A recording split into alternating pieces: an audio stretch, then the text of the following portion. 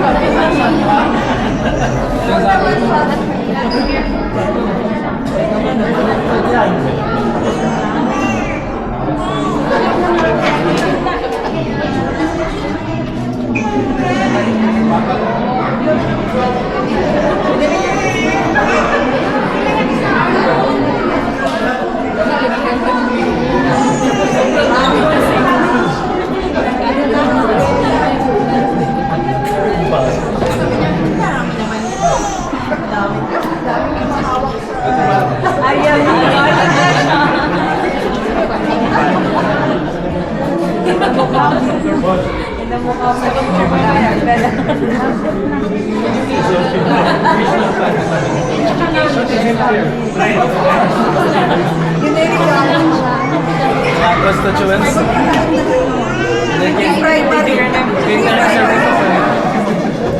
Lahat na po naka-sign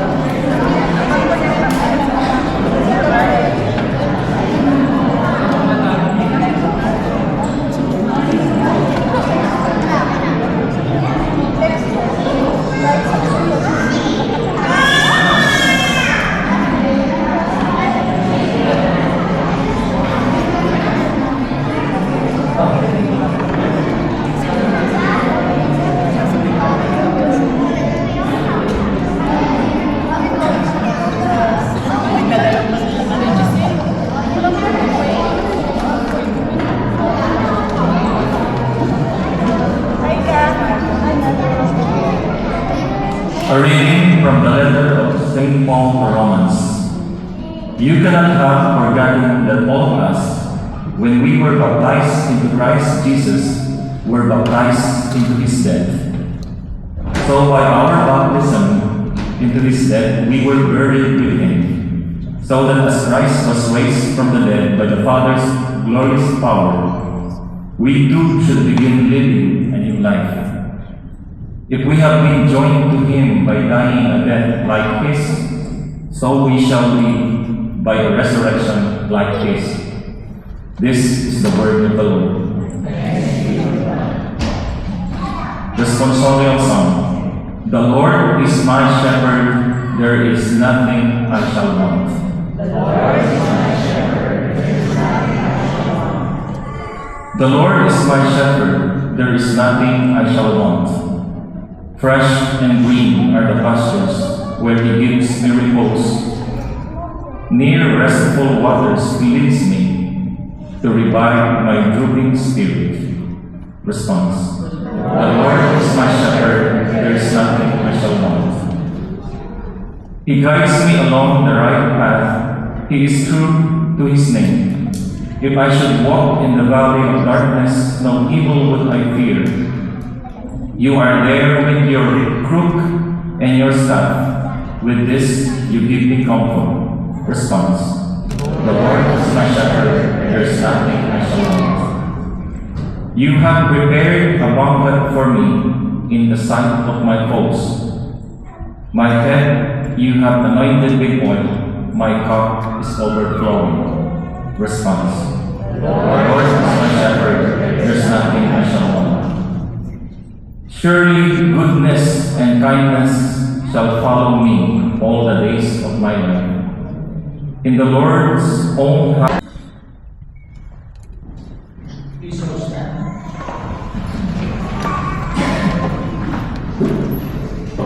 The Lord be with you.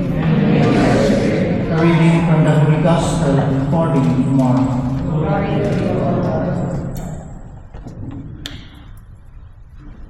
People were bringing little children to him for him to touch them. The disciples scolded them, but when Jesus saw this, he was indignant and said to them, "Let the little children come to me. Do not stop them, for it is to such as these that the kingdom of God belongs. In truth, I tell you, anyone who does not welcome the kingdom of God like a little child will never enter it." Then he embraced them, laid his hands on them, and gave them his blessing. The Gospel of the Lord. Praise the Lord Jesus Christ. Please be seated. So, congratulations sa mga parents natin ibinigay. Palakpakan natin sila. Hindi na ba kailangan palakpakan kapatid para magpapabinyag ng Espiritu ulit? Diba? Why Catholic believers or why the Catholic Church baptize little ones? That's the question with other sect or other religion that child don't even answer the question for the priest. Why do we baptize little ones?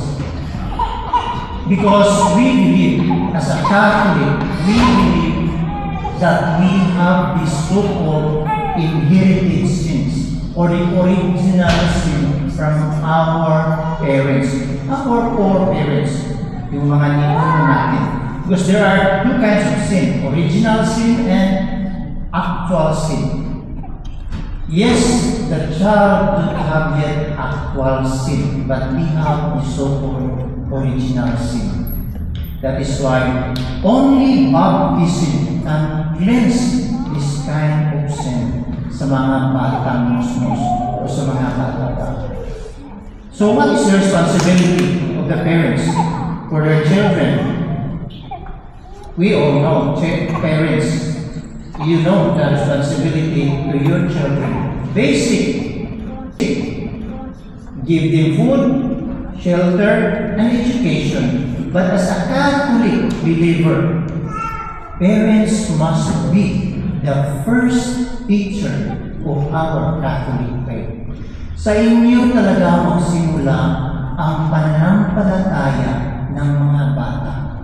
Kaya nga, sinabi sa, kung hindi ako nagkakamali, because in Proverbs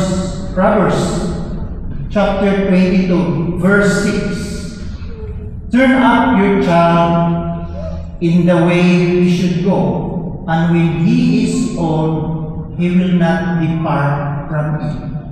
Turuan natin ang mga kabataan kung paano sila mamumuhay ng tama, lalo-lalo na sa ating pananampalataya, especially tayo mga Katoliko. May hindi po ba Katoliko dito? Gusto ko lang malaman. Yes. For us Catholic, we have responsibility to go to church during Sunday. Bukas, Sunday, ba? You have to go to church. It is our obligation. And for the non-Catholic, go to your worship place, whatever they intended for that. In that way, we can show not only sa mga inaanak, but to all the children surrounds you, that this is my ninong, nagsisimba. This is my ninang, nagsisimba. Hindi yung makita lang ang mga ninong at ninang pag may party. Diba? After this, we have reception for sure. Hindi lang makikita ng mga bata, makita ko lang ang ninong ko pag may party. Pagdating ng December, tago na ninong at ninang. Diba? My dear godparents, ninong at ninang, ang responsibilidad ng mga magulang sa kanilang mga anak ay responsibilidad din ninyo sa inyong mga inaanak. This is the reason why I keep on repeating that you, parents, lalo-lalo na mga ama na magulang, should be example to your children. You will never be a perfect father. Hindi naman tayo magiging perfectong ina o ama o ninong o ninang. Pero do your best. Show good example to your ina, to your mga. Diba?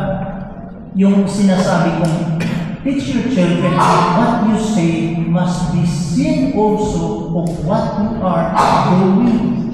Yung ginagawa, yung pinagsasabi ninyo, makita sana sa mga pinagagawa ninyo. Ba? Parati kong sinasabi, pag ang magulang sinasabi sa kanyang anak, don't smoke cigarette yet. You're still young. It will destroy your lungs. And yet, your parents keep on popping smoke outside or even inside the house. How could you give good example sa inyong mga anak o sa inyong mga ina? Don't drink alcohol yet. You're still young. It will destroy your liver. And yet, almost every weekend, lasing naman si Ninong at si Tatay. Nagwawala pa. Gapang na uwi. There's nothing wrong pag mag-unwind tayo. There's nothing wrong with that. Diba? But be careful when children are watching you. Be careful. May kasabihan tayo mga Pinoy na ang maling gawa ng mga matatanda ay tama sa mata ng mga bata. Diba? Naalala niyo, sino nakaabot ng advertisement ng Milo Energy Drink? Nakaabot tayo lahat, diba? Ano yung motto nila? Great things start from small beginning. Kaya nga, mga magulang, you have to do your best. Baka sabihin ng mga ninong at mga tatay dito, tayo lang tinira ni Father nito. Hindi naman, kayo mga ina at mga nina, tayo, sa mga ina at mga nina, you have to show good example also sa inyong mga anak at mga ina-anak. Because if the nina and the mother of the child, chismosa at libakira, how could you give good example to your children? Napansin niyo ba? When you keep on chatting with your kumari, yung mga kumari, pag nagchichismisa na kayo, di ba mga bata nakatumama, nakikinig sa inyo? And sometimes, we are not careful of what we are saying. Di ba? Nahihirapan kayo mag-explain ngayon. When ang bata, naririnig niya something strange words, narinig niya, especially mga genital organs. How could you explain that to your children? That is why, be careful. Kung mag-chismisan kayo, huwag kayo dyan sa mga kapatid kayo sa sulong. Pero bawal talaga mag-chismis, ha? What I mean to say is that parents and godparents show good example, not only to your children, to all the children surrounds you. We must be the good model to our community. As an leader of our community, we have to try our best that this kind of children will grow up with strong faith to our Lord Jesus Christ. Teach them how to pray. Especially we Catholic, basic thing, Teach your children how to make sign of the cross. And tell them why you make sign of the cross. Basic things, mga magulang, mga ninong at ninang. Sa inyo sana magsimula ang matatag at malakas nating pananampalataya para sa mga kabataan. Intindihan ko natin ito. Sa ngalan ng Ama, ng Anak, ng Espiritu Santo. Amen. Magsitayo po tayo na. Parents and godparents, lahat ng godparents, please come forward. Sa dito lang sa harapan ng mga magulang dito. And sa likuran yung mga, please come forward lahat ng mga godparents.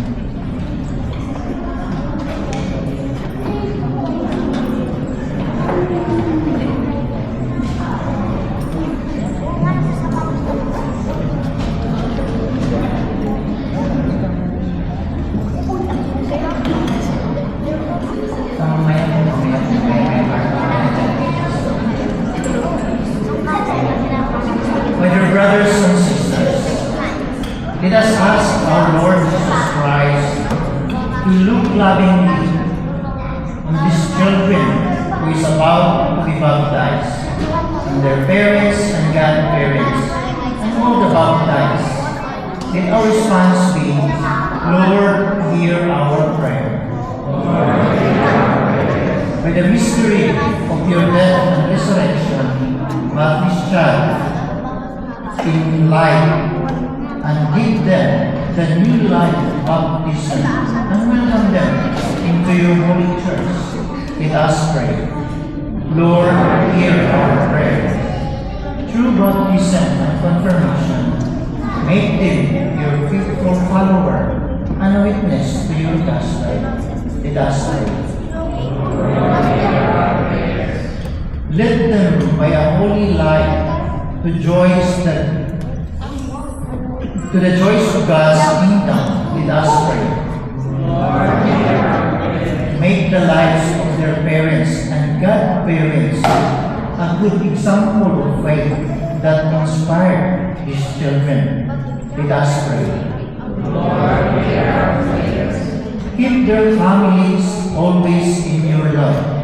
Let us pray. Renew the grace of our baptism, each one of us. Let us pray. Let our response be, pray for us. Holy Mary, Mother of God, pray for us. Saint Joseph, Saint John the Baptist, Saint Peter and Saint Paul, all you saints of God, let us pray. Almighty and ever-living God, you sent your only Son into the world to cast out the power of Satan, spirit of evil, to rescue man from the kingdom of darkness and bring him into the splendor of your kingdom of light. We pray for these children. Set them free from original sin. Make them a temple of your glory, and send your Holy Spirit to dwell with them. We ask this through Christ our Lord. Amen. May you have strength and power of Christ our Savior, who lives and reigns forever and ever. Amen.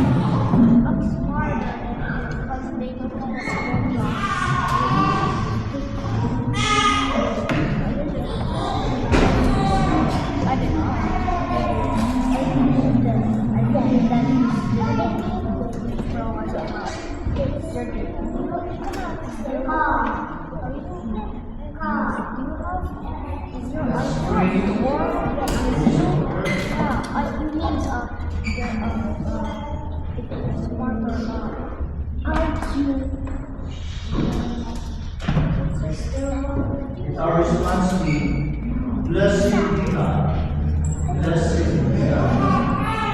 Father God of mercy, through these waters of baptism, you have filled us with new life as your very own children. Blessed be God. From all who are baptized in water and Holy Spirit, you have formed one people, united with your Son, Jesus Christ. Let us pray. You have set us free and fill our hearts with the spirit of your love, that we may live in your peace. Let us pray. You call those who have been baptized to announce the good news of Jesus Christ to people everywhere. Let us pray. Let us pray. You have called your children to this cleansing water, and they will share the weight of your church and have eternal life. When the mystery of this consecrated water, lead them to the new and spiritual birth. We ask this through Christ our Lord. Amen.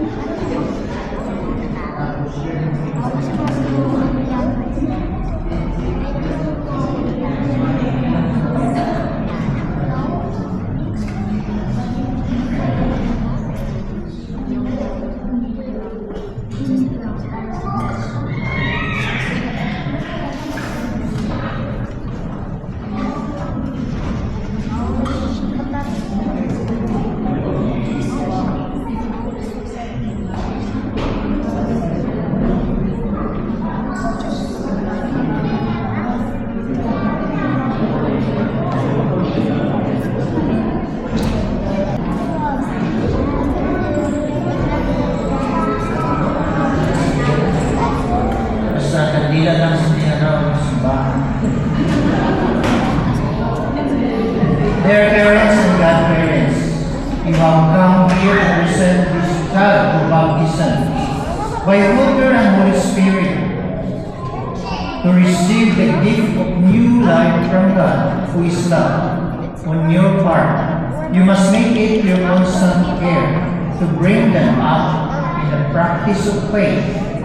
See the divine life which God gives them is kept safe from the poison of sin, to grow always stronger in their heart. If your faith makes you ready to accept this responsibility, renew now the vows of your baptism. Reject sin. Profess your faith in Christ Jesus. This is the faith of the Church. This is the faith in which this child is about to be baptized. Your response, I do. Parents and godparents, do you reject sin so as to live in freedom of God's children? Do you reject the glamour of evil and refuse to be mastered by sin? Do you reject Satan, father of sin and prince of darkness? Do you believe in God, the Father Almighty, creator of heaven and earth? Do you believe in Jesus Christ, His only Son, our Lord, who was born of the Virgin Mary, was crucified, died, and was buried, rose from the dead, and is now seated at the right hand of the Father? Do you believe in the Holy Spirit, the Holy Catholic Church, the communion of saints, the forgiveness of sins, the resurrection of the body, and life everlasting? This is our faith. This is the faith of the Church. We are proud to profess it in Christ Jesus our Lord. Amen. Ngayon, isa-isahin natin ang pagbibinyagan. So, mauna tayo doon.